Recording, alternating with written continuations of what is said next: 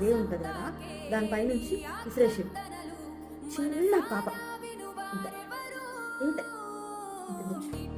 అంత పాపని ఎట్లా ఇసిరేయబుద్దండి తల్లి?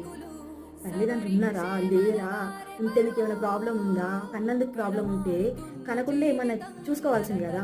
అంత చిన్న పాపని తీసుకొని పోయి అట్లా ఇసిరేస్తారా? చెయ్యి ఇరిగిపోయింది, కాలు మడత పట్టి ఒక చెట్టుకున్న మీద వేలాడుకుంటా చచ్చిపోయింది చిన్న తల్లి. నేను క్లిప్ ఇక్కడ యాడ్ చేస్తాను, ఒకసారి చూడండి.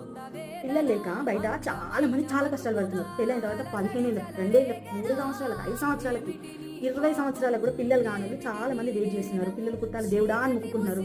అదేదో తీసుకెళ్ళి మీరు ఒక అనాథాశ్రమం దగ్గరనో లేకపోతే ఎక్కడైనా పిల్లల్ని తీసుకుంటారు కదా, హాస్పిటల్స్ దగ్గరనో వేస్తేనన్నా ఆ పిల్లల్ని లేనోళ్ళు తీసుకునేటోళ్ళు కదా.